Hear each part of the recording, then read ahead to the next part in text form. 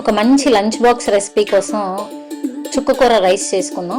ముందుగా స్టవ్ పైన కడాయి పెట్టి ఆయిల్ వేసుకుని ఆయిల్ హీట్ అయ్యాక అందులో ఆవాలు, జీలకర్ర, మినపప్పు, శనగపప్పు వేసుకుని చిటపటలాడాక ఎండుమిరపకాయలు ఒక 2 తుంపేసి వేసుకున్నాను. ఎండుమిరపకాయలు కూడా కొద్దిగా వేగాక సన్నగా కట్ చేసి పెట్టుకున్నటువంటి ఉల్లిపాయలను వేసేసి బాగా కలుపుకోవాలి. ఉల్లిపాయలు కొద్దిగా కలర్ రావడం కోసమని ఉప్పుని ఇప్పుడే యాడ్ చేస్తున్నాను. రుచికి సరిపడ్డ ఉప్పు ఇప్పుడే వేసేసుకోండి. తర్వాత పచ్చిమిరపకాయలు, కరివేపాకు సన్నగా కట్ చేసుకొని వేసుకున్నాను. అలానే కొంచెం అల్లం వెల్లుల్లి పేస్ట్. తర్వాత చుక్కకూరను వేస్తున్నాను. చుక్కకూరని బాగా కడిగి 2 సార్లు బాగా కడిగేసి సన్నగా కట్ చేసుకొని పెట్టుకొని వేసేసుకోవాలి.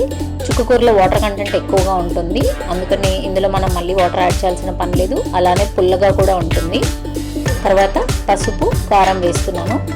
పుల్లగా ఉంటుంది కాబట్టి మనం ఇందులో పులుపు కోసం మళ్ళీ ఎక్స్ట్రాగా ఏమి యాడ్ చేయాల్సిన పని లేదండి.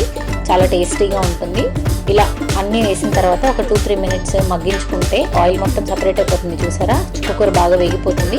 చుక్కకూర గోంగూర టేస్ట్ ఉంటుందండి. తర్వాత లాస్ట్లో గరం మసాలా వేసాను. గరం మసాలా వేస్తే ఏంటి అంటే కొద్దిగా డిఫరెంట్గా తింటున్నట్టు ఫీల్ అవుతాం ఆకుకూరని, అందుకని నేను ఇది యాడ్ చేశాను.